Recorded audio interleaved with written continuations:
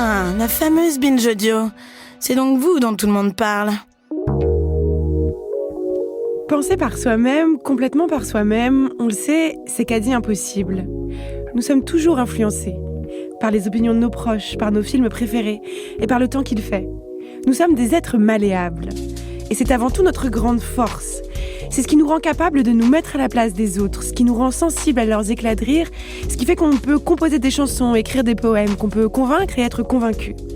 Mais c'est aussi ce qui nous rend fragiles, influençables, manipulables. Avec la guerre en Ukraine, nos sociétés démocratiques semblent se réveiller et se demander « Mais au fait, depuis quand Poutine prépare-t-il cette attaque ?»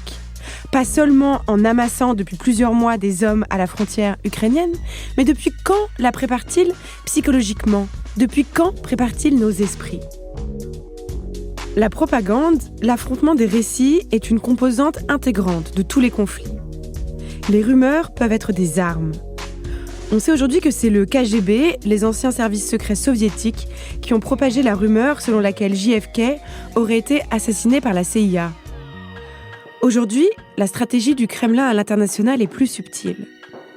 Le ministère des Affaires étrangères vient d'y consacrer un long rapport. Le but du Kremlin, explique-t-il, est de nous faire douter de tout, de saper notre confiance en toutes nos institutions. Le slogan de RT, la chaîne officielle de télé russe qui vient d'être interdite, résume toute cette stratégie. Question more, poser davantage de questions. Il s'agit d'une propagande en négatif, qui ne vise pas à nous faire croire à une nouvelle idéologie, mais à nous désespérer. Dévoyer notre esprit critique. Pousser contre nous nos forces analytiques, qui font que nous ne croyons pas tout ce qu'on nous raconte, de telle sorte que nous ne croyons plus en rien du tout. Pour que nous soyons amorphes et passifs face à toutes les décisions de Poutine. Alors, et si cet état d'abattement général que nous ressentons, si cette lassitude quant à la marche du monde, eh bien ce n'était pas un hasard, si c'était l'œuvre d'une guerre informationnelle. Peut-être que tous ces commentaires réacs ou tous ces posts Facebook et tous ces posts Twitter qui nous minent le moral sont là précisément pour ça, pour miner le moral des jeunes progressistes. Si la théorie du complot était vraie d'une certaine façon, s'il y avait bien un complot, mais pas du tout celui qu'on croyait, et si ce désespoir, en fait, eh bien ce n'était pas le nôtre. À quel point le Kremlin s'est-il infiltré dans nos cerveaux ?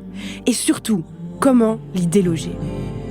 Non mais laissez-moi parler, c'est vraiment insupportable. On peut plus rien dire. Vraiment, c'est n'importe quoi. On peut plus rien dire. Et la prochaine fois, ça sera quoi ?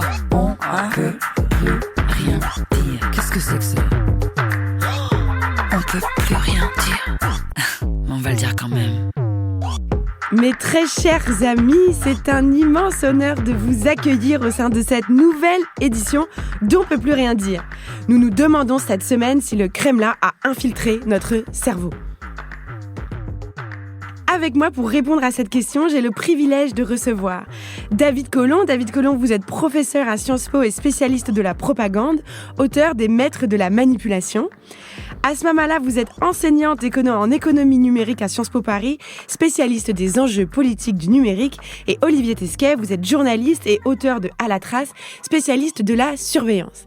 Alors, avant qu'on commence notre conversation, mes très chers invités, bienvenue, mais j'aimerais qu'on fasse l'effort de bien parler du Kremlin ou de Poutine et non des Russes et de la Russie, pour ne pas faire l'amalgame entre le pouvoir en place et un peuple. Et je vous demande, si je fais cette erreur au cours de notre conversation, de bien vouloir me corriger, s'il vous plaît. Alors, rentrons dans notre sujet. Une guerre, on le sait, elle se joue sur le terrain, mais elle se joue aussi dans le monde des idées et des récits. Étions-nous, avant l'invasion russe en Ukraine, l'invasion par Poutine en Ukraine, déjà en guerre informationnelle avec le Kremlin, sans le savoir ? David Collomb. Le Kremlin nous a déclaré la guerre sans que nous le sachions, il y a 10 ans maintenant, à la suite d'une longue décennie au cours de laquelle, du point de vue russe, les Occidentaux ont poussé leur système informationnel au service du changement de leur régime, ou d'une volonté de changement de leur régime. De sorte qu'ils ont lancé, à partir de 2012, une vaste offensive, à la fois officielle, à travers la propagande blanche de RT et Sputnik, et à la fois officieuse, à travers l'œuvre des services de renseignement, afin de déstabiliser nos régimes démocratiques par tous les moyens possibles. Quels ont été les types de moyens qui ont été mis en œuvre ?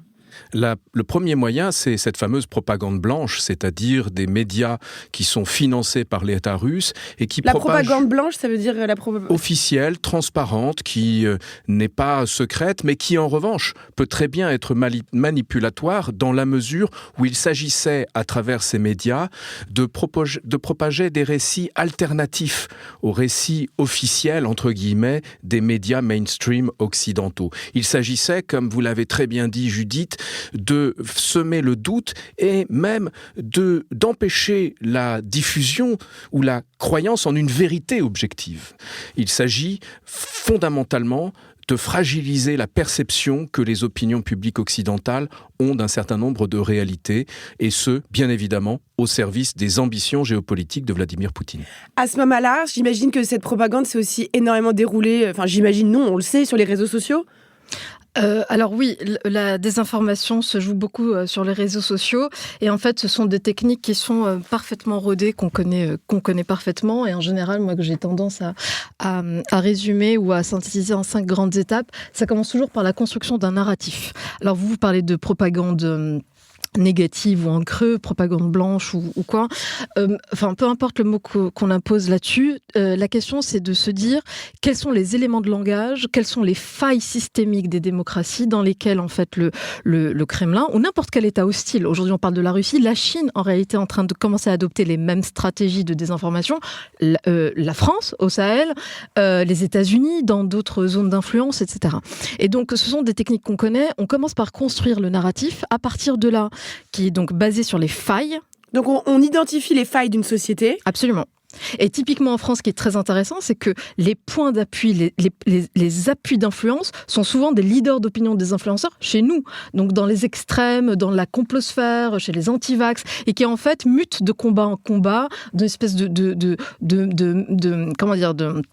mercenariat du combat, parce qu'en réalité, peu importe le support, la question c'est d'avoir une pensée antisystémique. C'est anti-système. Et donc on construit le narratif. À partir de là, on commence à construire les contenus qui viennent en appui, en support. Donc les fake news, mais pas que. C'est-à-dire qu'aujourd'hui, les médias ont fait un énorme focus sur les fake news. Oui, on en a fait des caisses sur les fake news, mais il n'y avait pas du tout que ça. C'est la désinformation au sens large. Et souvent, en réalité, ce sont des informations réelles, des contenus réels, mais qui sont antidatés, décontextualisés, recontextualisés, surémotionnalisés, entre guillemets, etc. Et qui vont venir appuyer le narratif. Et puis derrière, on a toutes les méthodes, ce qu'on appelle les méthodes d'amplification inauthentique, les bots, les trolls, l'astroturfing, enfin toutes les techniques qu'on va mettre autour pour venir amplifier et emmener les contenus vers un maximum de viralité. Alors les bots, c'est donc les robots, les trolls, bon ça on connaît, mais alors l'astroturfing, par contre ça je connais pas. Pareil, ce sont des méthodes en fait de création artificielle d'amplification. C'est-à-dire que tout d'un coup, vous allez avoir un compte qui va gagner énormément de followers, ils vont liker, sharer beaucoup en masse, de façon à créer ce phénomène un peu massif. Et puis enfin, ce qui est très très intéressant dans ces techniques-là, c'est que derrière, on va blanchir l'information. Et blanchir l'information, c'est qu'elle passe mainstream dans les médias conventionnels et qu'elle soit reprise, soit pour la décrier, soit pour la reprendre, mais tout d'un coup, elle va avoir une surface où vous allez avoir un continuum informationnel entre réseaux sociaux et médias conventionnels. Et puis enfin, la dernière étape, on supprime les traces. Le 2 mars, la Commission européenne a interdit RT et Sputnik sur notre territoire. Le SNJ, le syndicat des journalistes, a regretté cette décision, jugeant que c'était une forme de censure. Qu'en pensez-vous, Olivier Tesquet ? Alors, moi, je pense que la stratégie qui a été adoptée était peut-être pas la meilleure. C'est-à-dire qu'en fait, on a puni RT et Sputnik sous le régime des sanctions. C'est-à-dire qu'il n'y a pas eu une décision de justice argumentée avec des points précis expliquant à ces chaînes-là ou à ces canaux médiatiques-là qu'ils ne pouvaient plus émettre sur le sol européen. Sachant que en France, RT a signé une convention avec, c'était le CSA à l'époque, c'est devenu l'Arcom, mais qui les autorise à diffuser. Et à ce jour, il n'y a pas eu d'entorse ou en tout cas d'action qui ait pu entraîner l'arrêt et la fin de cette convention. Donc on est finalement revenu à une décision qui est une décision discrétionnaire dont tous ces médias, toute cette propagande dont on parle, va pouvoir se nourrir pour adopter une position victimaire, de dire regardez, nous sommes finalement les victimes expiatoires des décisions européennes par rapport à ce conflit, et va pouvoir leur donner un prétexte pour fermer encore un peu plus le verrou de leur côté. Et d'ailleurs, on voit qu'aujourd'hui, l'exercice du métier de journaliste en Russie, qu'on soit d'ailleurs journaliste russe ou qu'on soit correspondant étranger, est de plus en plus difficile. Et là où c'est assez vicieux, je dirais, ou dangereux par rapport à tout ce qu'on se disait juste avant, c'est que l'un des grands talents de ces chaînes-là, et particulièrement de RT, c'est d'avoir réussi à s'imposer au fil des années comme un média alternatif, en opposition à des médias qui sont considérés comme mainstream, en poussant ce narratif ou ces narratifs russes, toujours autour d'une vision complète des événements. C'est-à-dire, je vais simplifier, je vais faire un gros point Godwin d'entrée, mais c'est en gros, on va faire 5 minutes pour les juifs et 5 minutes pour les nazis, noyé comme ça dans un relativisme général. Et leur immense talent, quelque part, c'est d'avoir réussi à vraiment se faire passer pour un média alternatif anti-système. Alors que, quand même, si on regarde ça d'ici, RT, Sputnik sont des médias directement financés par des fonds officiels du Kremlin, et Margarita Simonian, qui est la rédactrice en chef de RT, figure sur la liste des sanctions de l'Union européenne, et autant vous dire qu'elle n'a pas un petit patrimoine. Ce sont des gens qui ont une surface d'influence, une surface politique, une surface financière qui est considérable. Donc ce ne sont pas du tout des médias anti-système, ce sont les médias du système russe.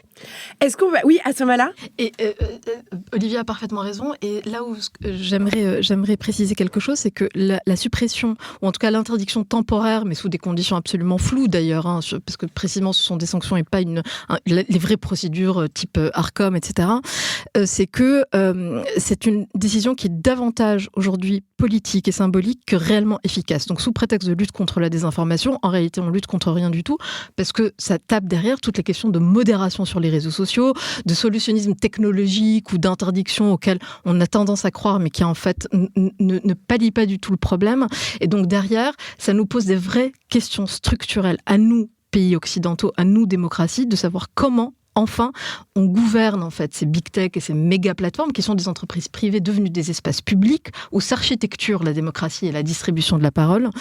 Et ce n'est pas en interdisant des chaînes d'État, alors dans des situations exceptionnelles, c'est vrai, mais ce n'est pas en les interdisant qu'on va régler le problème de fond, qui est la question de la régulation, ou en tout cas de la modération des contenus. Est-ce que la liberté d'expression s'est retournée contre nous ?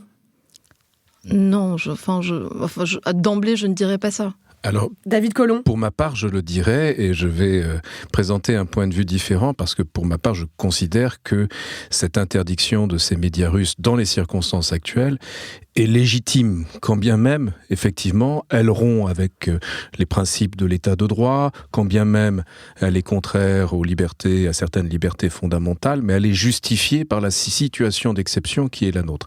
Si l'on se place du point de vue russe, à la fin des années 70, le renseignement militaire russe a élaboré une doctrine informationnelle qui repose sur ce qu'ils appellent le contrôle réflexif de la sphère informationnelle. De façon simplifiée, cela consiste d'une part à protéger sa sphère informationnelle, c'est-à-dire l'opinion publique russe, de toute ingérence étrangère, et d'autre part, de semer le doute, la confusion dans les opinions publiques occidentales. Et donc, dans les circonstances qui sont les nôtres, je considère pour ma part légitime de limiter la capacité de Vladimir Poutine de semer le doute, la discorde dans nos sociétés, sachant que les médias dont on parle, non seulement ont entrepris un relativisme, mais se sont fait aussi orchestrateurs de mouvements sociaux. N'oublions pas que la Russie a tenté la Russie de Vladimir Poutine, le 8 décembre 2008, a tenté, ni plus ni moins, d'encourager la prise de l'Élysée par des manifestants, avec d'une part une couverture pendant 10 heures en direct, sans commentaire ni recul, des manifestations des Gilets jaunes, et d'autre part des entreprises massives sur les réseaux sociaux, telles qu'Asma les a décrites tout à l'heure, pour amplifier le mouvement avec comme slogan « Macron must go ». Donc, ce qui nous manque incontestablement, c'est l'équivalent de ce que l'on connaît aux États-Unis, c'est-à-dire cette loi sur l'enregistrement des agents étrangers qui fait obligation à des médias comme RT et Sputnik et puis à des agences de lobbying qui travaillent pour des puissances étrangères de s'enregistrer et de se soumettre à un certain nombre de règles. Ici, il faut bien avoir à l'esprit qu'un média étranger n'est pas exactement un média étranger d'une puissance autoritaire et qui nous considère comme des ennemis, n'est pas la même chose qu'un média comme celui sur lequel nous nous exprimons. Sachant peut-être, j'ajouterai un tout petit Olivier truc là-dessus.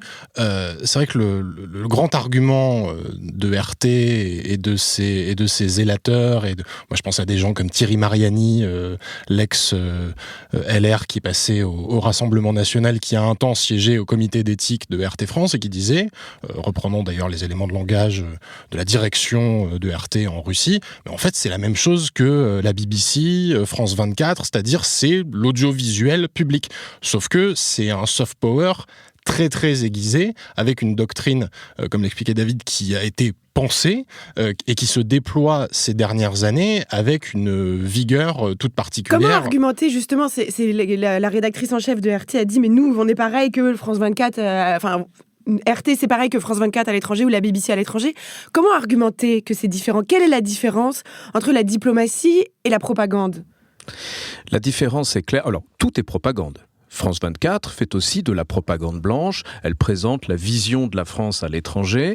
Simplement, la propagande de France 24 obéit à des règles éthiques journalistiques, aux règles d'un état de droit et ne cherche pas, à ma connaissance, à renverser Vladimir Poutine, à encourager des manifestations dans tous les pays étrangers. La différence, c'est dans les intentions. Fondamentalement, et dans l'éthique. La propagande n'est pas un mal en soi. Ce qui est un mal en soi, c'est la finalité négative de cette propagande lorsque l'on entend en faire usage pour le mal. Asma Mala. Pardon. Non, allez-y, Asma Mala. Alors, juste pour clarifier, pour savoir de quoi on parle, je vais juste faire un petit point un tout petit peu professoral, pour qu'on clarifie bien les périmètres. On adore. Allez-y. En gros, en géopolitique, vraiment pour les nuls, de base, on a ce qu'on appelle la Stratcom. La Stratcom, c'est la communication stratégique. C'est une doctrine qui est parfaitement établie par l'OTAN.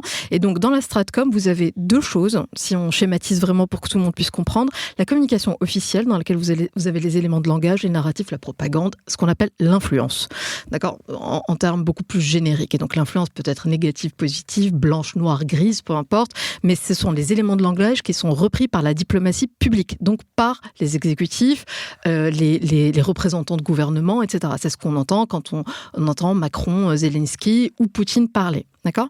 Et puis vous avez la deuxième chose, et c'est là en fait où on a un problème d'encadrement et d'attribution.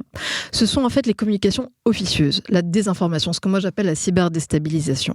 Et là, ce sont des stratégies de communication non officielles, non attribuables. Alors souvent le gouvernement russe ou le Kremlin fonctionne un peu comme dans la vraie vie avec les milices type Wagner, c'est-à-dire par nébuleuse. Donc en fait, où elles sont très difficilement directement rattachables, attribuables au Kremlin. Et c'est là où, en fait, elles sont toxiques parce qu'elles s'infiltrent, elles intoxiquent un écosystème informationnel donné d'une société cible et sans qu'on puisse réellement ou officiellement les attribuer directement au Kremlin. Alors qu'est-ce qu'ils ont fait ? Ils ont donc acheté ils font des faux comptes, ils diffusent des fausses nouvelles. Ouais. Oui, Olivier Tesquet. En fait, et ça revient à la question qu'on se posait juste avant, c'est-à-dire on pourrait considérer que RT, Sputnik, c'est l'équivalent, peut-être un peu plus offensif que notre audiovisuel public tourné vers l'étranger. Le problème, c'est que c'est une brique parmi plein d'autres. Et moi, je vais citer l'exemple d'une personne qui synthétise à mon sens très bien ces stratégies d'influence russe qui se déploient là où la Russie a des intérêts à l'étranger. Et c'est quelqu'un qui s'appelle Yevgeny Prigojine, qui est très peu connu en France. Alors là aussi, lui, son nom figure sur les sanctions, c'est le chef de Poutine, ou le cuistot de Poutine. Très littéralement, c'est-à-dire que pendant des années, il a fourni le Kremlin, il organisait les grands dîners, les banquets, les machins.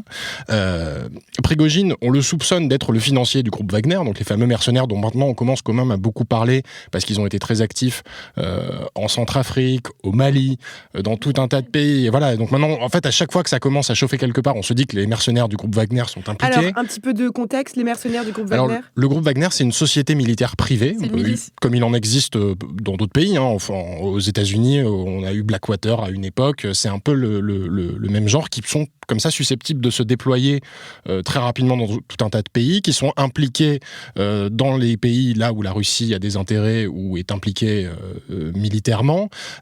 Mais la spécificité, on va dire, du groupe Wagner, c'est que il n'existe pas. il n'existe pas. Officiellement, il n'existe pas. C'est-à-dire que Yevgeny Prigojine est le financier présumé du groupe Wagner parce que on est dans cette espèce de brouillard de guerre où on se dit, on sait, hein, ils existent, mais il y a une sorte de déni plausible de la part des autorités russes. Et donc Yevgeny Prigojine est à la fois le financier présumé de ce groupe-là.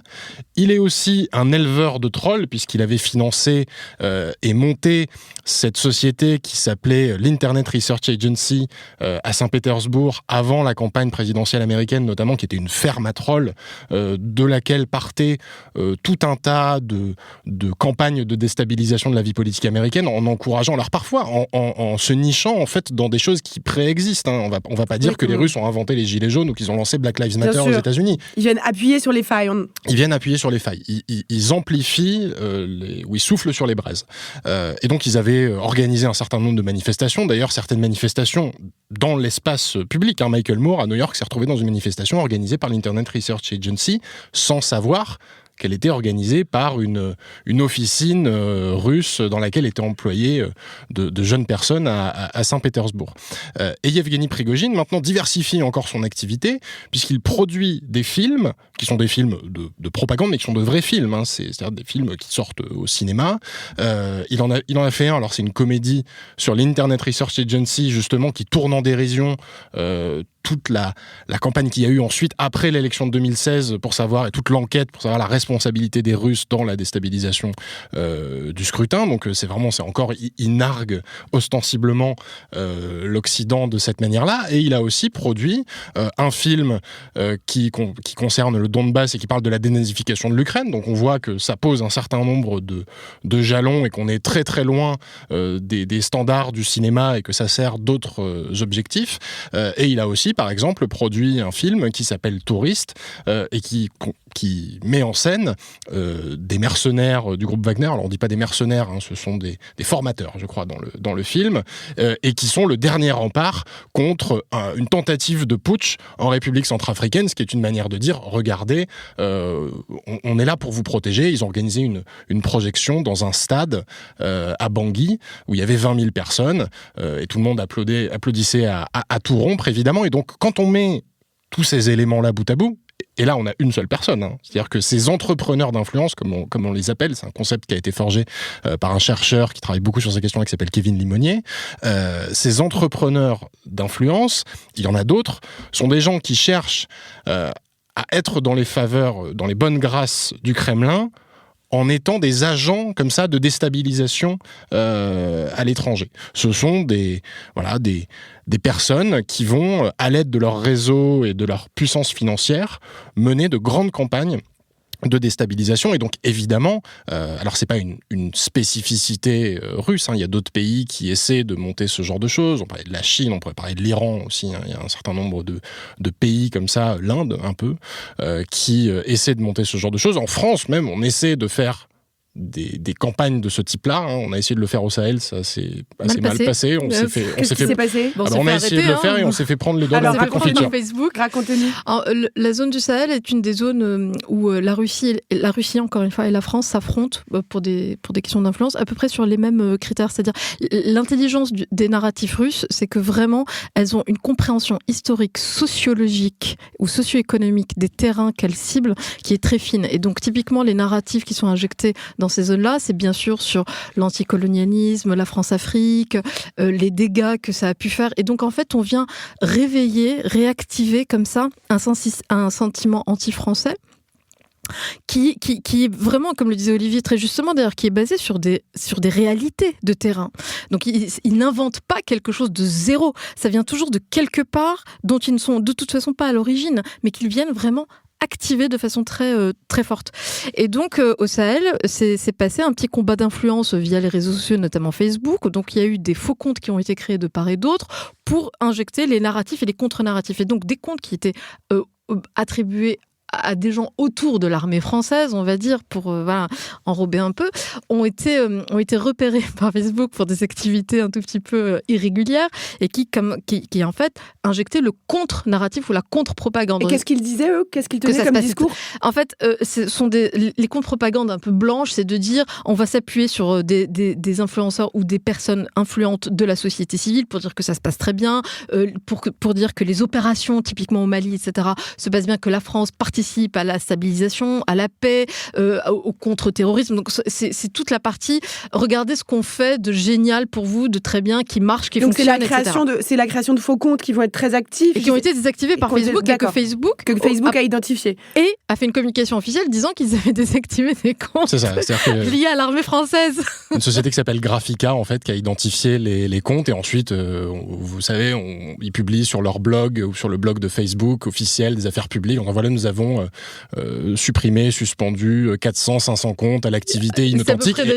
Et là, la France était citée. Alors ça s'est fini avec une grosse soufflante de Florence Parly, la ministre des Armées. Mais c'est un coup d'essai, ça peut sembler très artisanal et on a l'impression qu'on est un peu des pieds nickelés en faisant ça, mais ça obéit à une doctrine. Mais une doctrine qu'on commence à peine à échafauder. C'est-à-dire qu'en France, on a quelque chose qui s'appelle maintenant la lutte informatique d'influence, ou la lutte informationnelle offensive, qui a été pensée au ministère des Armées, qui se déploie sur, alors pas forcément des théâtres d'opération, mais où on a une présence, et notamment une présence militaire, donc le Sahel est en ce moment en première ligne là-dessus. Mais on arrive avec des années de retard et avec les mains beaucoup moins libres, évidemment, qu'en Russie, où on voit bien que, en plus, les contre-pouvoirs disparaissant les uns après les autres, c'est plus simple d'avoir les coups des franches pour mener ce type d'opération. En fait, juste pour préciser, parce que à ce moment-là, sur le constat, évidemment, ça se passe comme ça, mais en fait, c'est pour ça que tout à l'heure, je reprécisais ce qu'était en fait ce qu'on appelle la stratcom, c'est-à-dire il y a la communication officielle, et en effet, la L2I, qui est la doctrine présentée en octobre dernier par Florence Parly, essaye la L2I, alors expliquez-nous, ce que vient de décrire Olivier Tesquet. Et en fait, c'est un peu la nouvelle doctrine, donc très récente, elle date d'octobre 2021, de la France pour qui donne les éléments en fait d'action, mais qui est très très générique aux armées françaises sur les questions et de cyberattaque et de lutte informationnelle ou de guerre informationnelle sur les volets offensifs et défensifs. Le problème, c'est que si on veut tenir la ligne de crête entre éthique, droits internationaux, humains et des stratégies dans le cyberespace, parce qu'il s'agit de ça, qui sont toujours un peu borderline, la marge de manœuvre et le champ d'action est automatiquement très faible. Et donc, en réalité, c'est vrai que sur le champ officiel des actions, on n'y est pas tellement. C'est-à-dire qu'on commence tout juste, la doctrine est encore beaucoup trop générique, pas assez précise, etc. Mais la force de ces opérations-là, en réalité, et c'est ce que je vous disais tout à l'heure, c'est la question de l'attribution, c'est qu'elles sont clandestines. Et donc, de ce point de vue-là, une opération clandestine qui fonctionne, par nature, vous n'en entendez pas parler. David Collomb ? Nous faisons face aujourd'hui à une guerre informationnelle qui a été théorisée par la Russie de Vladimir Poutine. La Russie a inventé le mot désinformation en 1949, le KGB, la maskirovka, c'est-à-dire la dissimulation, la désinformation militaire, et le chef d'état-major des armées, Valéry Gerasimov, en 2012, a théorisé le recours à la guerre hybride qui fait de l'information une branche à part entière des opérations militaires, au même titre que le renseignement et puis les armées sur le terrain. Et donc, ce que nous connaissons dans nos démocraties, c'est une tentative un peu désespérée, comme on vient de le voir, de s'adapter à cette nouvelle situation géopolitique extraordinairement dangereuse, puisque le recours à des actions offensives est d'autant plus aisé qu'il ne coûte rien, qu'il est difficilement attribuable et qu'il produit des effets immédiats. Cela étant dit, on assiste aussi à un autre phénomène qui me paraît bien plus important encore, qui est le fait que la distinction que l'on connaissait jadis entre le discours officiel et les actions officieuses tendent à s'estomper. Vous entendez aujourd'hui Vladimir Poutine proclamer haut et fort des théories du complot. Avant lui, plusieurs ministres de son gouvernement l'avaient fait à propos du MH17 et cette barrière qui était jusque-là infranchissable entre l'action clandestine et le discours officiel a été purement et simplement abolie en Russie, ce qui produit des effets considérables dans la mesure où nous ne sommes pas nécessairement préparés à cela. Nous ne sommes pas habitués à avoir un chef d'État qui ment aussi éhontément, présente des discours qui nous apparaissent délirants, mais qui sont cohérents de son point de vue et du point de vue Quelle russe. serait la Trump, différence on a eu avec, Trump. avec par exemple, l'invasion en Irak en 2003, les armes de destruction massive, c'était aussi une fake news? Eh bien, je crois que nous sommes là au cœur de Ou notre alors ils y problème. croyaient, vous croyez les Américains? Non, bien sûr que l'administration Bush, l'équipe autour de Bush qui a conçu l'opération de propagande en 2003 était consciente de la manipulation de l'opinion à laquelle elle procédait. Mais 2003, c'est un tournant effectivement dans nos démocraties, dans la mesure où un chef d'État a été pris en quelque sorte la main dans le pot de miel avec ces mensonges qui servaient à justifier l'intervention en Irak. Et à titre personnel, comme historien de la propagande, je note que dans le discours de Vladimir Poutine, on retrouve pratiquement des pastiches de tous les arguments de propagande qui ont été utilisés à un moment ou à un autre par les Américains, que ce soit pour l'intervention au Kosovo, que ce soit pour l'intervention en Irak, mais aussi le pastiche de notre propre propagande à propos de la guerre d'Algérie, avec cette affirmation selon laquelle ce n'est pas une guerre mais une opération de maintien de l'ordre. Nous sommes en présence de quelque chose qui est, de ce point de vue-là, tout à fait nouveau et potentiellement très dangereux. C'est même à se demander s'ils font pas exprès. Je pense qu'ils font exprès. Parce qu'on a l'impression que ce sont des pièges tendus, une série comme ça de pièges tendus dans lesquels on va tomber. Et à chaque fois qu'on va tomber dedans en disant « vous ne pouvez pas parler d'opération spéciale » ou « vous ne pouvez pas dire ci » vous ne pouvez pas dire ça, les médias russes et la propagande officielle officieuse se fait un plaisir de nous remettre en travers du visage qu'on a mené des opérations spéciales, je mets des guillemets, en Algérie, que les États-Unis ont menti avec la fameuse scène de Colin Powell agitant sa fiole miraculeuse à l'ONU. Et donc, ils nous replacent comme ça face à nos propres contradictions. Et j'ajouterais peut-être par rapport à ce que disait David, il y a effectivement un effacement général de cette frontière entre les faits et la fiction, entre un discours, une vérité admise collectivement et un ensemble de récits qui peuvent coexister de manière assez disparate. Mais on a une autre difficulté, et peut-être c'est l'une des explications pour lesquelles on a du mal à rivaliser avec les Russes sur ce terrain-là et qu'on a l'impression qu'ils ont toujours un coup d'avance. Enfin, quand je dis les Russes, bien sûr, mais vous avez raison, on l'avait dit au début, quand on dit les Russes, le pouvoir russe, évidemment, ou les autorités russes. C'est que nous, on envisage le champ numérique comme quelque chose d'assez étrange. C'est-à-dire, on a bien conscience que c'est un nouveau front, que c'est là aussi où la guerre se déploie, et donc on aurait d'un côté le champ informationnel, de l'autre le champ cyber dont on parle beaucoup. Chez les Russes, le champ informationnel, c'est un tout. C'est un tout et c'est un espace géographique. Et ça, c'est extrêmement important à comprendre. C'est-à-dire qu'en Russie, Internet est avant toute chose un espace géographique sur lequel, d'ailleurs, ils ont une souveraineté. C'est-à-dire qu'il y a un Internet russe qui est pensé comme tel, qui est un Internet souverain qu'ils appellent le RUNET, en fait. C'est-à-dire que vous avez un Google russe qui est Yandex, vous avez un Facebook russe qui est VK, vous avez des réseaux comme ça qui sont utilisés.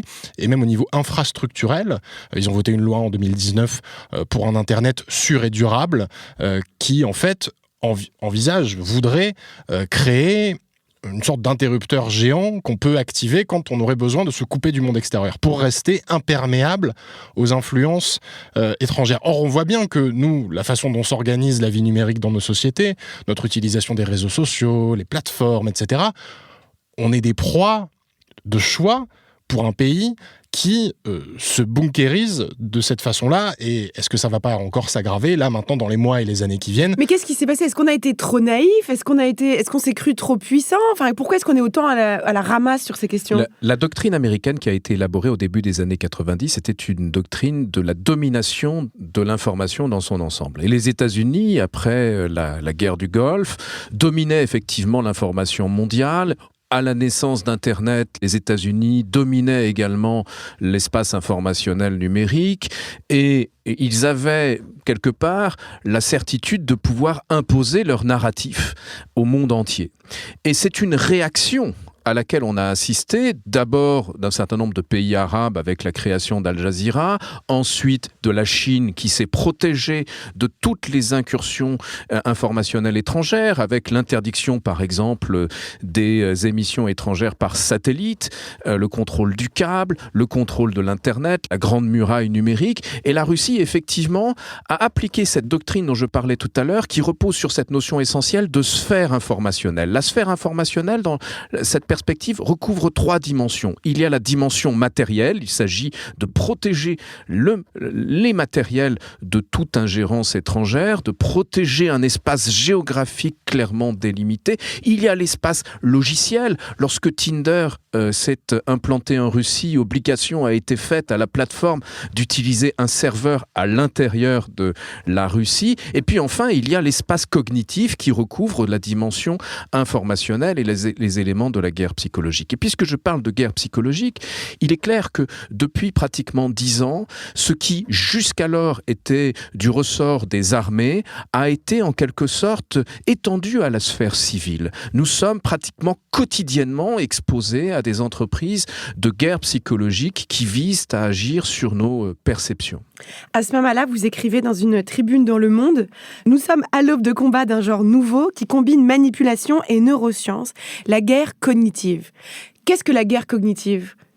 Je faisais d'ailleurs référence, et je mettais ça en lien avec les annonces récentes de création de métaverses, enfin des métaverses qui sont en fait ces lieux hybrides entre la réalité augmentée et de la réalité virtuelle, dans lesquels tout d'un coup on va pouvoir vraiment prendre un individu. Donc là, ce qui est très intéressant dans les potentielles guerres cognitives qui vont arriver, et qui vont arriver plus vite, je pense, que ce qu'on croit, c'est que jusque-là, les techniques de désinformation, les stratégies de désinformation s'adressaient à des communautés ou des sociétés, donc à des collectifs.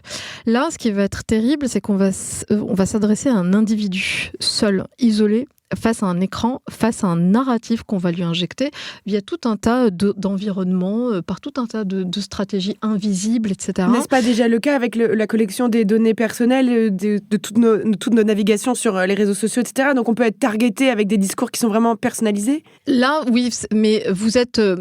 c'est du micro-targeting, du marketing politique, évidemment. Mais là, je pense qu'on va aller très loin, où en fait, chaque cerveau va devenir finalement le champ de bataille beaucoup plus large, idéologique en fait. Et juste pour revenir, c'est-à-dire... Donc la guerre cognitive. Qu'est-ce que la guerre cognitive ? C'est ça, c'est le combat psychologique pour conquérir les cerveaux. C'est le cerveau. En gros, si je vous le schématise, le cerveau devient un champ de bataille, mais où chaque individu devient lui-même un soldat à son insu, ou le transmetteur, ou la courroie de transmission de quelque chose. Chaque individu devient un soldat à son insu. Cette phrase, elle est vraiment, je pense qu'elle résume tout, elle est extrêmement percutante, à la fois terrifiante, mais allez-y, continuez. Et juste pour revenir sur ce que disait David, en réalité, ce qu'on voit apparaître, c'est la militarisation de l'information qui, pendant très longtemps, on nous a expliqué, et à juste titre, qu'un des combats de l'information, des journalistes, de l'éthique journalistique, etc., c'était que l'information devait être un bien commun. Et en fait, ce dont on s'aperçoit, c'est que l'information devient une commodity, c'est-à-dire une ressource stratégique de manipulation, de désinformation, de propagande, de déstabilisation. Et là, c'est un changement paradigmatique sur la question de l'information. Et d'ailleurs, même sur le champ économique, elle est très intéressante à analyser, parce que tout d'un coup, on va casser toute la doxa de la macroéconomie qu'on avait jusque-là, où en fait, la rareté définissait la valeur. Là, tout d'un coup, vous avez quelque chose qui est produisible ou produisable à l'infini, et qui pourtant continue à créer une valeur infinie aussi. Donc c'est un monde absolument exponentiel, incontrôlable, indéfinissable, qui est complètement flou et qui peut aller très très loin jusqu'aux guerres cognitives. Mes très chers amis, je vais vous laisser une petite pause pour reprendre votre souffle au milieu de tout ce flot d'informations passionnantes. On se retrouve juste après ça.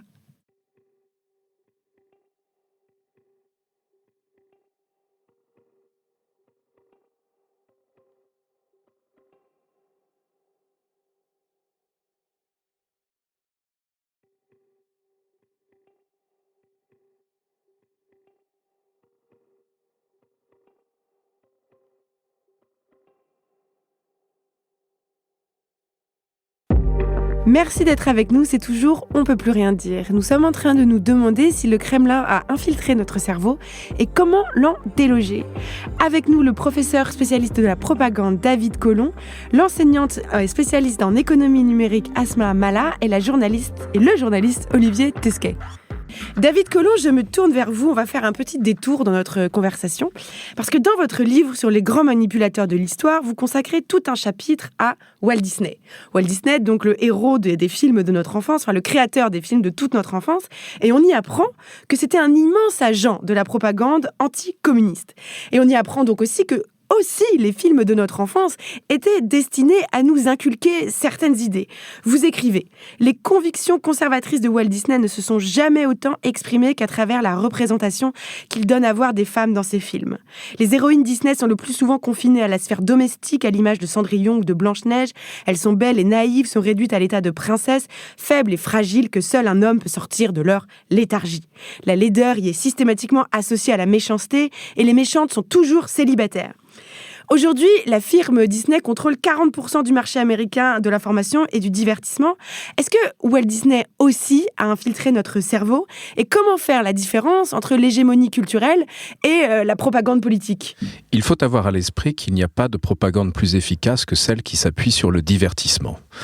L'histoire du cinéma de propagande est celle d'échecs commerciaux. Eisenstein, Riefenstahl ont tous connu des échecs en termes d'audience. Personne n'a envie d'aller voir un film de propagande. En revanche, si vous intégrez à un cinéma de divertissement un discours de propagande, vous pouvez obtenir des résultats beaucoup plus performants, a fortiori si, comme dans le cas de Walt Disney, vous vous appuyez sur les études de marché, les sondages de Gallup pour tester l'efficacité de vos discours propagandistes. Et il faut donc se méfier au XXe siècle et plus encore au XXIe siècle des hommes et des femmes qui travaillent dans le monde du divertissement, mais qui, tout en produisant des films, cherchent à influencer nos perceptions. Je pense à Roger Ailes, je pense aussi à Steve Bannon, qui est un puissant agent d'influence du Kremlin aujourd'hui.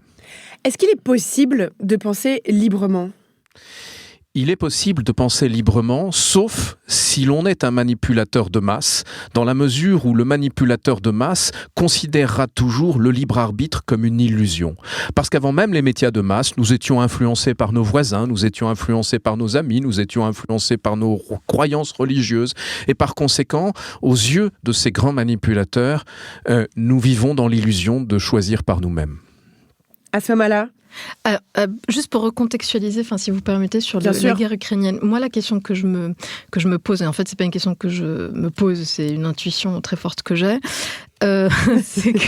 mais que je vous soumets en fait plutôt pour réflexion et discussion, c'est que à très court terme, j'ai beaucoup dit que la guerre informationnelle avait été gagnée par les Ukrainiens et que les Russes l'avaient perdue. La guerre psychologique, la guerre de l'information, que la déstabilisation de nos opinions avait été clairement perdue et que la bataille de l'opinion publique et que les Ukrainiens, d'ailleurs, dont on ne parle pas du tout, qui sont très très bons dans aussi cette contre-propagande, dans les discours qu'ils ont injectés sur les réseaux sociaux, dans le narratif, dans les figures et les mythes qu'ils mobilisent également sur les réseaux sociaux, figures du héros, de Zelensky, tout l'imaginaire relatif à la Seconde Guerre mondiale, bien sûr, etc. Et c'en est presque étrange à quel point on est rentré... Non, allez-y. Et je termine juste, et du coup, à très court terme... il est assez convenu, et puis admis de dire que cette bataille-là était gagnée par le camp ukrainien et donc occidental. L'enjeu, c'était bien nos opinions, à nous, opinions occidentales. Nous étions l'enjeu de cette guerre informationnelle entre Russie et Ukraine. Et puis, en regardant un peu les stratégies de désinformation, qui sont en fait des stratégies de très long terme, qui sont des très lents poisons qui se distillent dans une société. Donc, il faut avoir une longueur de vue. Ce sont des doctrines, comme David l'évoquait, qui ont 30, 40 ans. Donc, ce sont des choses qui se préparent, qui sont très invisibles, qui s'immiscent. Et ce que je me dis, c'est qu'à long terme, en revanche, il n'est pas du tout dit que la Russie ait perdu cette guerre-là, parce qu'elle s'infiltre dans des choses qui sont en train de devenir très compliquées dans nos démocraties, qui sont un tout petit peu en bout de course. Et donc, quand on voit les recrutements qui sont faits, parce que c'est du recrutement qui est fait sur tout un pan de la population qui est en train de s'élargir, qui était parti par des combats tout à fait honorables, les Gilets jaunes, et puis qui ont commencé à muter. Puis après les 2 ans de confinement et de Covid, puis après encore les convois de la liberté qui sont arrivés, et dont on voit des stratégies en fait de discours, de rhétorique, de narratif entre les groupes canadiens et les groupes français qui sont absolument identiques d'ailleurs, donc c'est assez étonnant. Donc je me demande si en fait à terme, si on a une longueur de vue sur ces stratégies-là, ils sont pas en réalité réellement en train d'y arriver, c'est-à-dire à nous vraiment fragiliser nos systèmes. Côté russe, que sait-on de ce qui se passe en Ukraine ? Olivier Tesquet, vous avez suivi la couverture de la guerre sur RT. Est-ce que vous pouvez nous raconter un peu ? Alors moi, je m'étais branché sur RT France juste après le début de l'invasion, par conscience professionnelle et par curiosité un peu morbide. Et c'est vrai que ce qui était très frappant, alors là, on parle du conflit vu sur la télé russe, mais à destination du public occidental. Donc c'est un peu particulier. On ne parlait que d'opérations spéciales. On avait l'impression que la ligne de front était circonscrite au Donbass, en nous rappelant à longueur de temps, et c'est vrai, qu'il y a la guerre au Donbass depuis 2014, et donc on voit un peu les responsabilités dos à dos.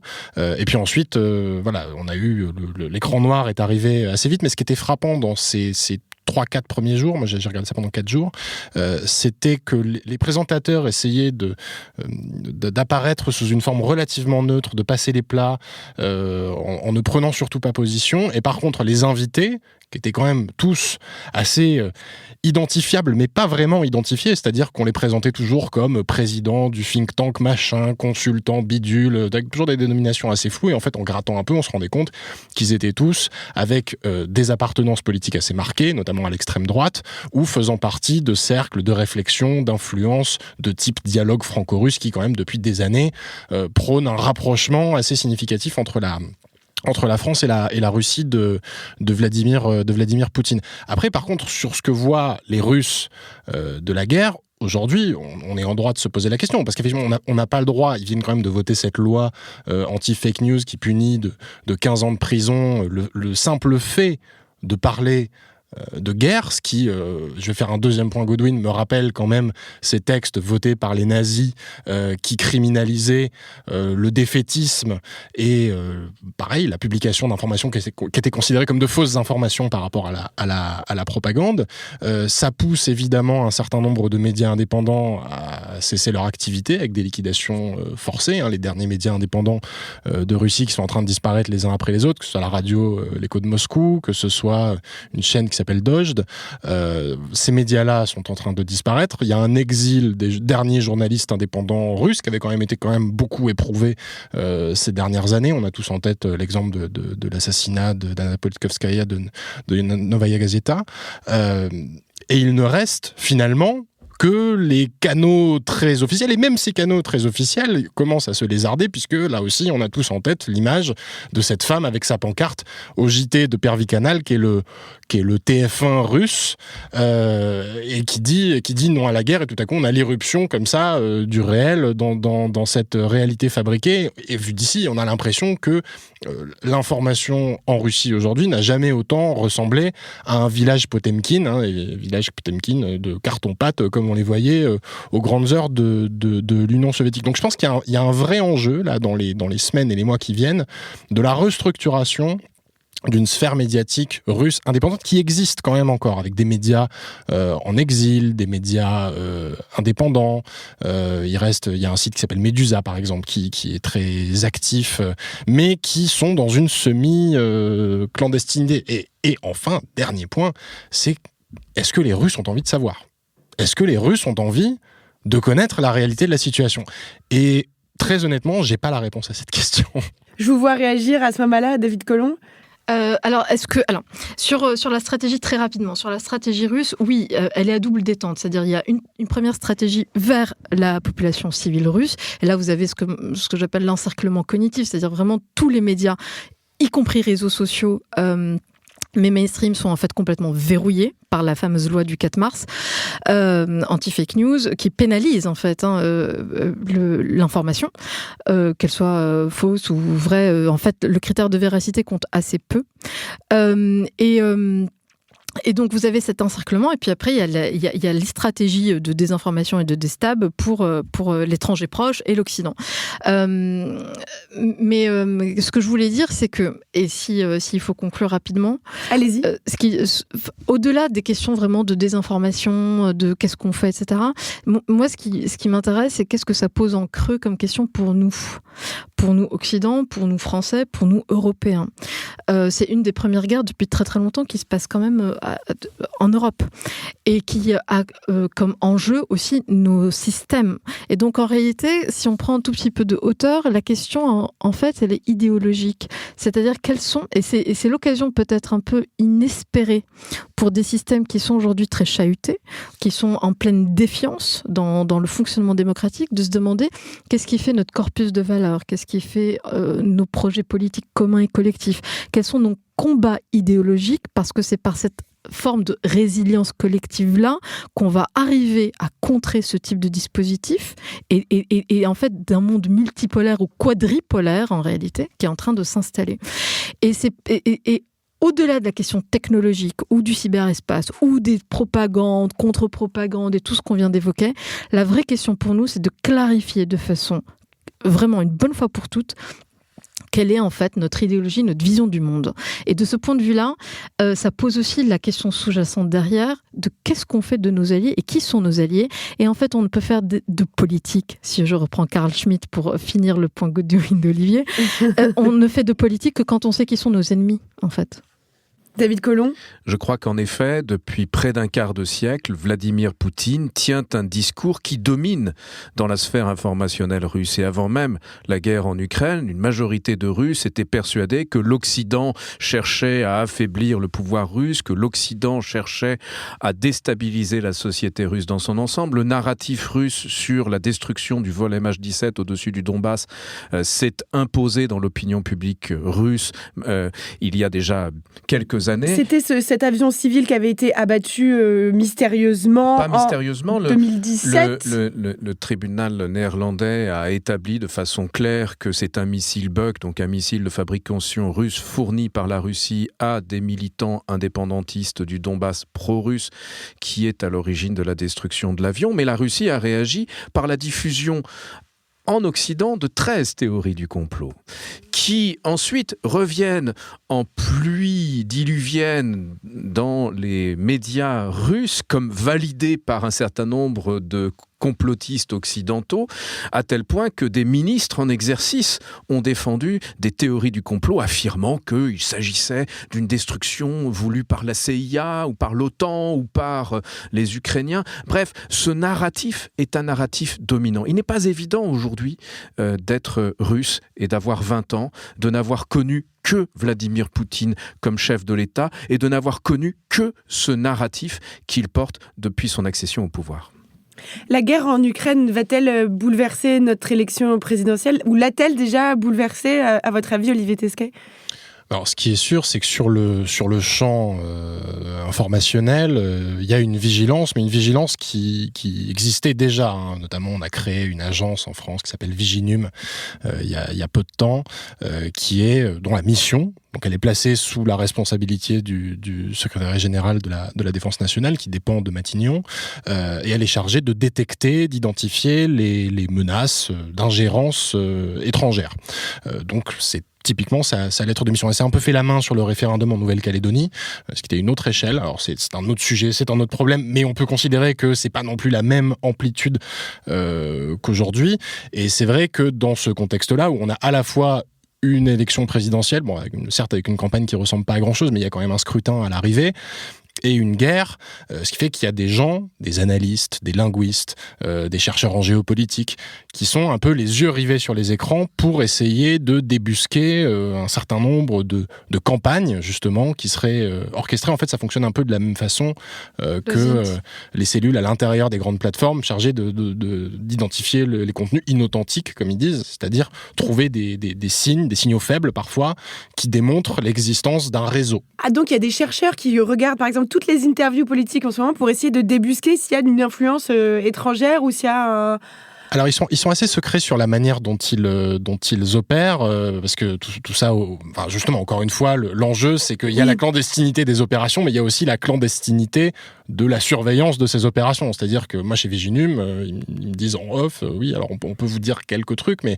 on va pas non plus donner toutes les indications qui seraient ensuite susceptibles d'être utilisées par nos ennemis pour nous nuire. Ce qui est certain, c'est qu'il y a un certain nombre de pays qui sont regardés avec plus d'attention, et que la Russie était, avant le début de la guerre en Ukraine, déjà tout en haut de la liste. Après, c'est difficile sur ce sujet-là de trouver la bonne distance, parce qu'on joue beaucoup à se faire peur sur l'ingérence étrangère dans les scrutins, qu'il y ait eu des tentatives aux États-Unis pendant la campagne de 2016, l'existence des fermatrolles du Kremlin dont je parlais tout à l'heure en est un exemple, et puis il y en a eu d'autres, avec des échanges entre l'équipe de Trump et puis un certain nombre d'agents, de liaisons, etc. Mais ça a été beaucoup monté en épingle, et parfois de manière extrêmement caricaturale par les médias aux États-Unis. Et la Russie, dans son narratif à destination d'alliés potentiels dans le monde occidental, insiste beaucoup depuis maintenant quelques années, et là avec une vigueur renouvelée depuis quelques semaines, sur le sentiment russophobe, sur dire mais regardez, en fait tout le monde nous veut du mal, on ne peut plus faire entendre notre point de vue. Et donc il ne faut pas non plus tomber dans la diabolisation caricaturale qui ne s'appuierait pas sur des choses assez concrètes. Là, on essaie depuis tout à l'heure de donner des exemples, parce que si on entre dans ce jeu irrationnel, justement, ce qui est exactement ce qu'ils attendent, quelque part, à ce moment-là, on leur offre quelque part les armes pour gagner. Parce que une dernière question importante que j'aimerais qu'on aborde, c'est que là, quand je vous écoute parler, quand on découvre donc qu'il y a ces campagnes de propagande orchestrées pour saper notre confiance en nos institutions, qu'elles vont être targetées individu par individu, on comprend en fait qu'on puisse croire aux théories du complot après. Et quelle est la différence en fait entre ces campagnes-là et un complot contre nous? Il existe des complots. Il y a des complots pour renverser des chefs d'État, pour organiser des coups d'État. Il y a eu un complot de l'industrie du tabac au détriment des consommateurs de tabac, donc les complots existent. Mais il est des théories du complot qui reposent sur des fausses informations et qui visent à perturber l'opinion publique de l'adversaire. Vous citiez tout au début de l'émission l'assassinat de Kennedy qui a été instrumentalisé par le département A du KGB au début des années 80. Le KGB est aussi à l'origine de la théorie selon laquelle le virus du sida aurait été confectionné dans un laboratoire américain et délibérément inoculé en Afrique. Cette théorie, qui a maintenant près de 40 ans, est l'une des plus développées et des plus diffusées aujourd'hui dans le monde. Les théories sur le complot pour le 11 septembre sont des théories véhiculées à grande échelle, notamment par la Russie et ses alliés chiites au Moyen-Orient. Et par conséquent, ce que l'on est en train de réaliser, je crois, aujourd'hui, c'est que la théorie du complot peut être instrumentalisée à des fins propagandistes, peut être instrumentalisée à des fins de guerre psychologique. Et la grande nouveauté à l'ère numérique, c'est précisément la possibilité offerte aux propagandistes de micro-cibler leurs destinataires, notamment en fonction de critères psychologiques. La société Cambridge Analytica, qui a été créée à l'initiative de Steve Bannon comme filiale de SCL Strategic Communication Laboratories aux États-Unis, a développé des outils de ciblage qui reposaient sur l'identification des personnalités les plus fragiles. Et ce savoir-faire, qui est aussi un savoir-faire bien connu à Facebook, a été transféré en Russie parce que Cambridge Analytica a eu une société russe comme cliente qui travaillait qui a transmis ces informations selon toute vraisemblance au service de renseignement russe. Et par conséquent, nous sommes entrés aujourd'hui dans un nouveau monde du micro-ciblage qui permet de cibler les individus les plus susceptibles de croire dans les théories du complot. Et s'ils sont susceptibles de croire dans ces théories, ils sont susceptibles de croire que leur gouvernement leur ment. Et s'ils sont susceptibles de croire que le gouvernement leur ment, ils sont susceptibles de manifester, de prendre d'assaut le Capitole ou l'Élysée. À ce moment-là. Et juste rapidement, en fait, la bonne nouvelle pour les propagandistes, alors en l'occurrence la Russie, mais pas que, c'est que ces gens-là qu'on va micro-targeter ou micro-cibler, on sait exactement où les trouver, parce qu'on les trouve sur les plateformes de l'Altech, l'alternative technologie qui promet Odyssey, Rumble, WeMind, ça,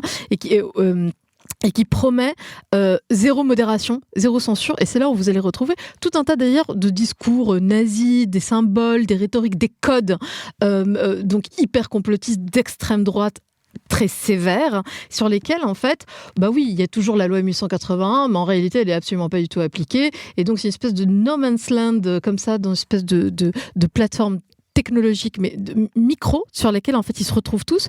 Et après, ce qui est très intéressant par les mécanismes de viralité et de l'attention qui est poussé par les réseaux sociaux, vous allez, par capillarité comme ça, tout d'un coup, communiquer et intoxiquer les réseaux sociaux plus mainstream, puis à la fin, une plus grande majorité de gens. Mais ces gens-là qui sont en fait le maillon faible par lesquels rentrent ces discours-là ou entrent ces discours-là et intoxiquent l'écosystème informationnel, on sait parfaitement où les trouver. Et on les connaît en fait. Moi, je voudrais peut-être juste finir sur le fait que finalement, le monde, l'univers qu'on est en train de décrire là, en fin d'émission, on est quand même en droit à un moment de se poser la responsabilité du modèle auquel on a quelque part un peu adhéré. C'est-à-dire que ce micro-ciblage qui devient aujourd'hui un micro-ciblage politique, Cambridge Analytica en est l'exemple le plus frappant et peut-être le plus connu, était un micro-ciblage publicitaire, était le micro-ciblage publicitaire des grandes plateformes. Quand Steve Bannon dit littéralement qu'il veut inonder la zone de merde, c'est parce que l'économie, le modèle économique de ces grandes plateformes lui permet de le faire. Et donc, quelque part, est-ce que ces grandes plateformes, est-ce que ce capitalisme de surveillance auquel on a adhéré avec un consentement qui est parfois un peu relatif, mais n'a pas un peu savonné la planche et nous a pas mis dans la situation dans laquelle on est aujourd'hui? En d'autres termes, est-ce que la propagande de Poutine serait aussi efficace si on n'avait pas cet écosystème numérique, assez largement américain par ailleurs, qu'on a fabriqué depuis des années? Oui, nos outils commerciaux ont été utilisés contre nous à des fins politiques. C'est déjà la fin. Un grand merci d'avoir été avec nous. Merci à nos invités David Collomb, Olivier Tesquet et Asma Mala. Merci à notre chargée de production Charlotte Bex, à notre réalisateur Thomas Chalvidal. On peut plus rien dire, c'est le nouveau podcast de Binge Audio tous les vendredis sur toutes les applis. Nous, mes chers amis, on se retrouve mardi prochain pour un rendez-vous avec l'un ou l'une de nos chroniques heureuses et vendredi prochain pour un nouveau débat. Et d'ici là, nous aussi, on espère avoir réussi à infiltrer votre cerveau et vous donner de la force. À vendredi. Ça sera quoi? On peut plus rien dire. On peut plus rien. On peut plus rien dire. On peut plus rien dire. Ah bon?